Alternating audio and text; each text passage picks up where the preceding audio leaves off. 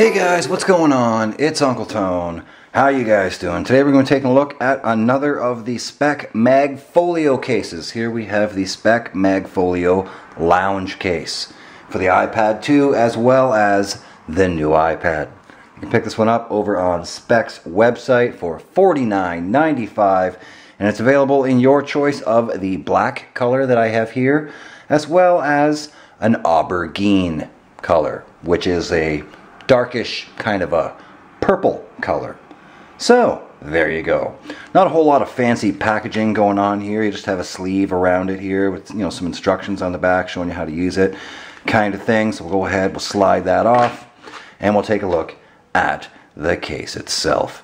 Now this is similar to the MagFolio Luxe case that I reviewed a couple of weeks ago, except this one is a vegan leather material. This isn't genuine leather like the Luxe. It is a vegan leather, hence the price difference. This one's like half the price, so they got to cut some corners somewhere to give it to you for half the price. So there you go. It does also feature the magnetic flap here on the side, which allows you to clip the front shut so that your screen's covered on your iPad.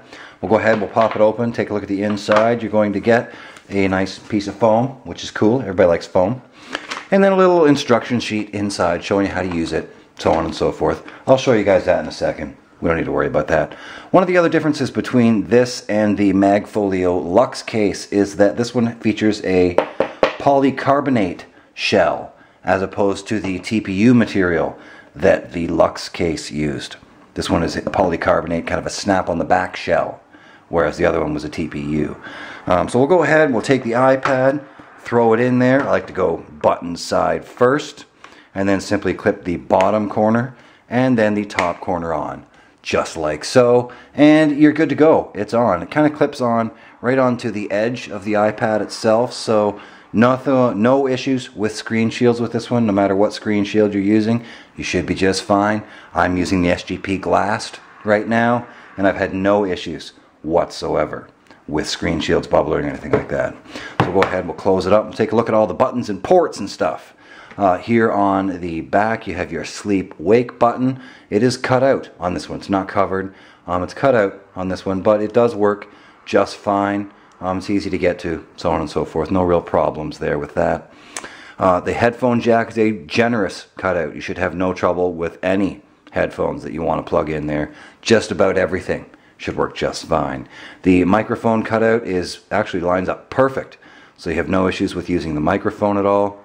The camera cutout also lines up really, really well. Pretty much a perfect camera cutout there. Works really, really well. No issues with that. Moving around here to the side, you have your mute and orientation lock switch and your volume up and down. Also a full cutout. Nothing's covered here. My one issue I did have was getting to the orientation lock switch is a little bit difficult. This is a little bit deep. You kind of got to dig your fingernail in there a little bit to get to the orientation lock switch. It's a little tricky to get in there to get to it. The volume is easily pushed up and down, but the lock switch is a little hard to get to. Moving down here to the bottom, you have a full cutout for your speaker grill. Shouldn't really come in contact with anything though, because this is a fairly thick snap on the back style case, so it doesn't really make contact anywhere. So unless you hit it right in that spot, you should be pretty good. Nice generous cutout for your 30-pin dock connector. No issues with that as well. Just about every cable I tried with this worked just fine. I had no issues with any of them. Cool beans. Now, moving around here to the front, you do have the magnetic flap that I mentioned earlier.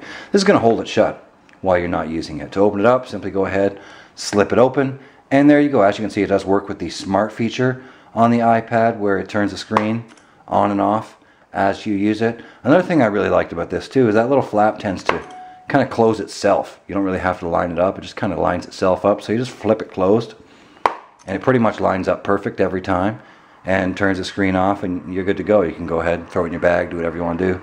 Works really, really well. So there you go.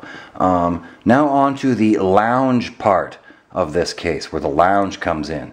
As you can see here on the front, there's a curved line here on the front. And this is where that lounge feature is going to come into play. You can simply take it like this, loop it around the back here, and then here on the back you'll notice there's a little bump there. You're going to fold this underneath, line it up with that little bump, and then it gives you the kind of lounge feature. And what this is designed to do is it's designed to kind of lay on your lap. As you can see, it's curved here. So when you're sitting on the couch or something, you can set this on your knees, kind of like that, with your knees there. And it's going to rest more comfortably on your legs rather than a flat surface. So it should be more stable and that kind of thing. I've also found it works really, really well on the arm of the couch. I like to sit on the couch, put my iPad kind of on the side of the couch and kind of lean over on the arm and, you know, use my iPad that way. And it works really, really well on the arm of the couch too. So there you go. You get kind of this, you know, regular landscape mode here, typing mode sort of thing. You get that. And then you can also turn it around this way and have a kind of a higher viewing angle for you know, watching videos or something if you want to set it on a table. It is a little bit tippy in this orientation though. It's kind of a little bit tippy this way, but perfectly stable this way, particularly when it's on your lap. As I mentioned, with the curved back, it sits really well on your lap and it's very stable and very comfortable. So there you go. There has been a quick look at the Speck MagFolio Lounge Case. You can pick, like I said, you can pick it up over on Speck's website for $49.95. Really nice case. I actually prefer it to the Lux case. My only real gripe with this one was the fact that the orientation and locks and mute switch, or the orientation lock and mute switch, was a little difficult to get to. You know, I don't really use it a whole lot, but in the event that I did want to use it, it's a little difficult to get to. And also, this vegan leather material tends to pick up fingerprints more often than you know, the full grain leather Lux case did. So not a big deal. You know, it's kind of a nitpicky thing. I don't like fingerprints all over my stuff, so you know, every once in a while you're going to take a damp towel or a damp cloth and wipe it off.